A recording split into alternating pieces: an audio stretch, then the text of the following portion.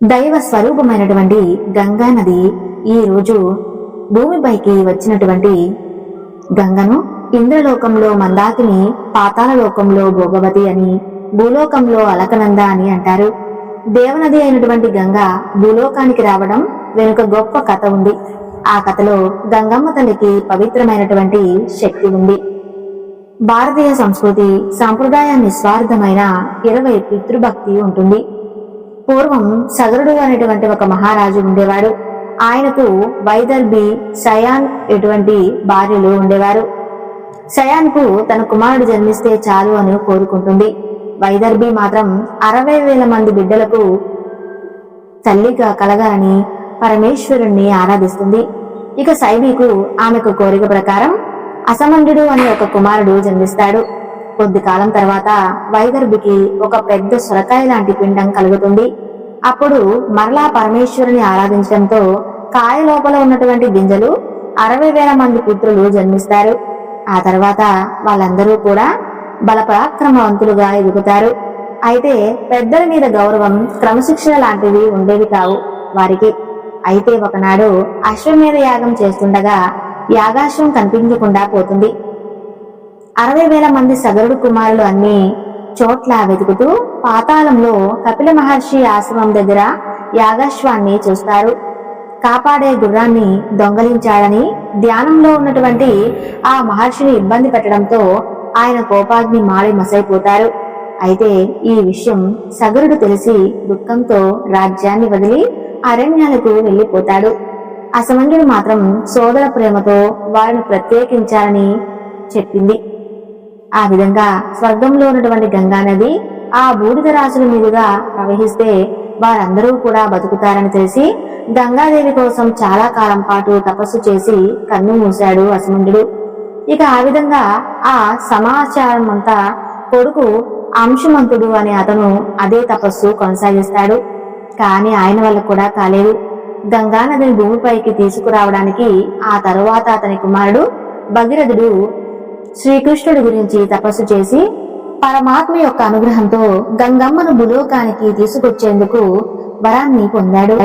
అయితే గంగాదేవి భూలోకంలో పాపాత్ములు ఎక్కువగా ఉంటారని, వారందరూ కూడా వచ్చి స్నానం చేస్తే ఆ పాపం తనకు అంటుకుంటుందని మనసులో ఉన్నటువంటి తన సందేహాన్ని శ్రీకృష్ణ భగవానుడికి చెబుతుంది.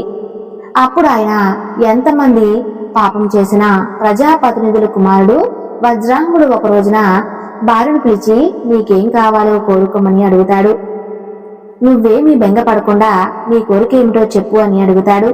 అప్పుడు అతని భార్య అయినటువంటి వంగి ముల్లోకాలను గెలవగలిగిన వాడు, పాశకాశుడు వెంట నీళ్లు కార్పించే కలిగినటువంటి వాడు, నా కడుపున కొడుకుగా పుట్టే విధంగా నన్ను అనుగ్రహించు అని అడుగుతుంది.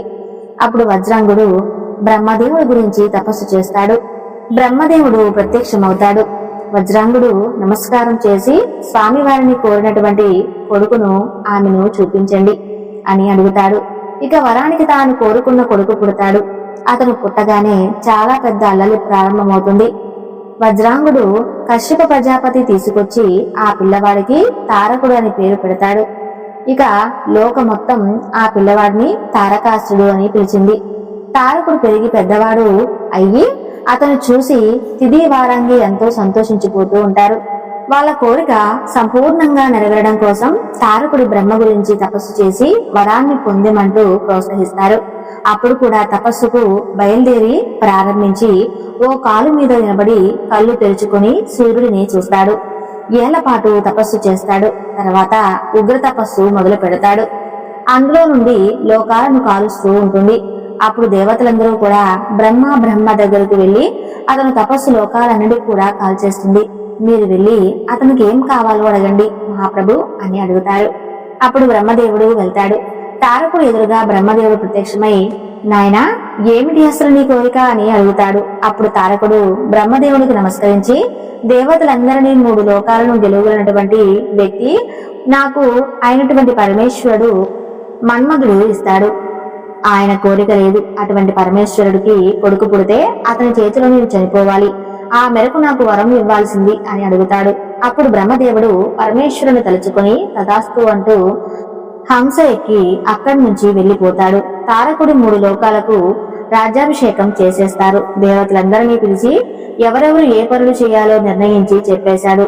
తారకాసుడు అలా అందరినీ శాసించి చక్కగా సింహాసనం మీద కూర్చొని రాజ్య పరిపాలన చేస్తుంటాడు. ఇప్పుడు వాళ్ళందరూ కూడా శ్రీ మహావిష్ణు దగ్గరికి వెళ్లి, స్వామి నువ్వే మమ్మల్ని రక్షించాలి అని చెప్పి బోరున విలిపిస్తారు. దేవతలందరూ ఈలోగా తారకుడు రానే వచ్చి శ్రీమన్నారాయణ వారితో యుద్ధం మొదలు పెడతాడు. నారాయణుడు సుదర్శన చక్రాన్ని ప్రయోగించాడు. సుదర్శన చక్రం తారకుడి కంఠం నందు పుష్పం విరజిల్లుతుంది. అప్పటికి ఎటువంటి మాయ ప్రయోగించాలో అటువంటి మాయను విష్ణు మాయ చేసి శ్రీ మహావిష్ణువు అక్కడి నుంచి తప్పించుకుంటాడు. ఇప్పుడు అందరూ కలిసి చేసేది లేక బ్రహ్మదేవుడి వద్దకు వెళ్తారు. పరమేశ్వరుడి కొడుకు పుట్టే విధంగా మేము ఏం చేయాలో చెప్పండి, చేసి దానిలో మొత్తం చెప్పి ముందు వెనక చూడకుండా బ్రహ్మదేవుడు ఇచ్చినటువంటి వరాలతో దేవతలకి శిరోవేదన కలిగించేవాడయ్యాడు తారకుడు. ఆలోచించకుండా వరాలు ఇచ్చేందుకు బ్రహ్మదేవుడికి తలపట్టుకోవలసిన పరిస్థితి కల్పించాడు. ఈ యొక్క వృత్తాంతం కాబట్టి ఈ యొక్క తారకాసురుడు కోరిన అన్ని విధాలా సరిపోగలిగిన వాడు శివయ్య ఒక్కడే. కాబట్టి దేవతలకు అంత ఆతృత ఆ దుర్గ ఉంది. అయితే తారకుని జీవించేవాడు లేడు. బ్రహ్మదేవుడి వరప్రభావం అదే అన్నమాట.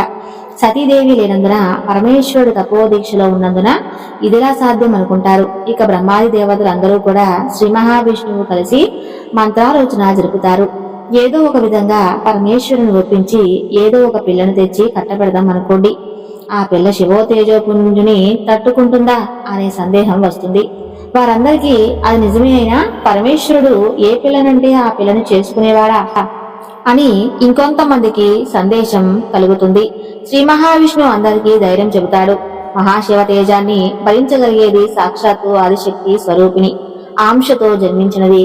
ఆమె హిమవత్ పర్వత రాజు అంటూ సూచిస్తారు. ఇక తారకాసుర సంహారం ఎంతో పగడ్బందీగా దేవతలందరూ కూడా ఆ యొక్క పర్వతరాజు శంకర పత్నిగా చేసే ప్రయత్నానికి శ్రీకారం చుడతారు. ఇంతకు అసలు ఆవిడ జన్మించలేదు. అప్పటికింకా అంటే ప్రభావ వైభవాల దగ్గర నుంచి తమ ప్రయత్నం మొదలు పెట్టారన్నమాట దేవతలందరూ కూడా.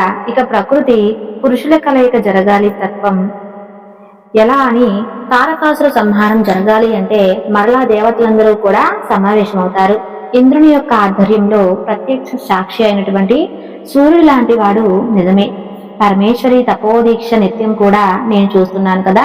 పార్వతీదేవి అంతా చేరువులో ఉన్నప్పటికీ కూడా ఎటువంటి కామ వికారానికి లోను కావటం లేదు కావచ్చు. కానీ ఆవిడ పూర్వశ్రమంతో అతని పత్ని సతీదేవే కదా. ఆమె అగ్నిదేవుడు అంటారు నిజమే. కానీ ఆ సంగతి అయిన వారెవరు తెలియజెప్పి పరస్పరం వారి మధ్య ప్రేమ అంకురించే విధంగా చేయగలవారు ఎవరు? ఆ విశ్వను మోసే సామర్థ్యం ఉన్నవి కబురు మోసే పని నీవే చేపట్టగలవు అంటూ ఇంద్రుడు అగ్ని పోగిడి ఆ పనిని సాధింపబడతాడు. అది మాత్రం నా వల్ల కాదు దేవేంద్ర, ఏమీ అనుకోవద్దు అంటాడు. అగ్నిదేవుడు వరుడు చల్లని వాడవని నీవేనా ఈ పని చేయరాదు అంటూ ఇంద్రుడు మాట అంటాడు. అతని నోట్లోనూ ఉండగానే దేవాది దేవ అన్యదా భావించవద్దు, అది నా చేత కాదంటాడు వరుణుడు. కుబేరా, పరమేశ్వరునికి పరమ పవిత్రుడు కదా, ఈ సాహస కార్యాన్ని నువ్వైనా పంచుకోవచ్చు కదా అంటాడు. సాహస కార్యం అంట అలా ఉంచు. ఇంతకు ముందే సతీదేవి దేహత్యాగం జరిగిన అనంతరం పునర్వివాహం చేసుకుని శివుడికి సలహా ఇచ్చి చివాకు తిన్నాను. ఇప్పుడు మరలా నేను ఆ పని చేయటం నా వల్ల కాదు అంటాడు.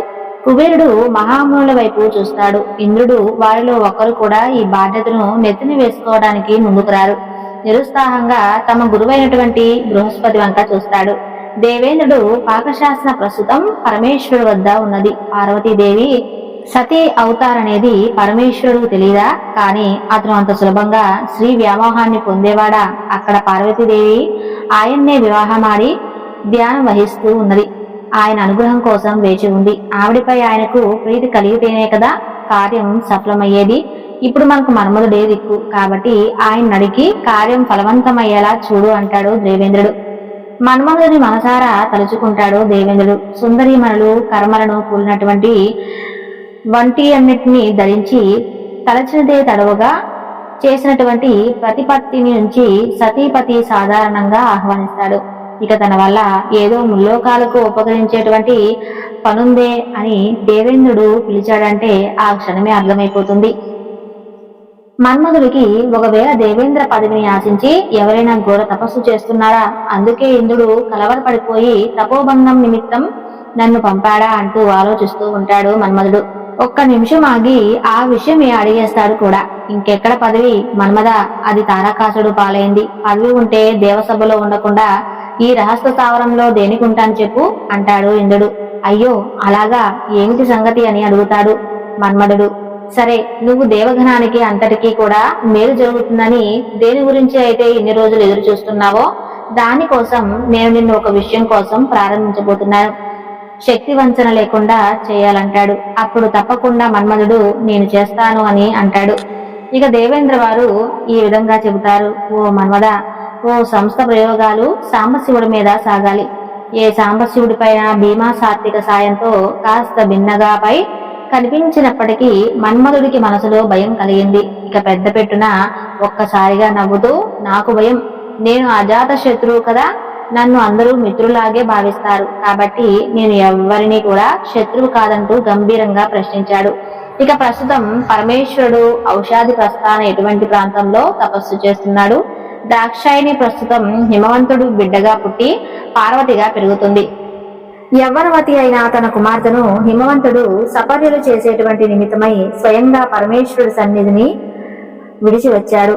వీరిరువురు భార్యాభర్తలు ఎందుకు మంచి అవకాశం లభించాలి కదా, కాబట్టి ఆ పని అంత శుభ సాధ్యం కాదు. అందులోని ప్రమేయం అవసరం. అతని హృదయము నా ప్రేమ రేకెత్తించాలి అంటే 1 సంవత్సరం ప్రతాపం రుచి చూపించాలి.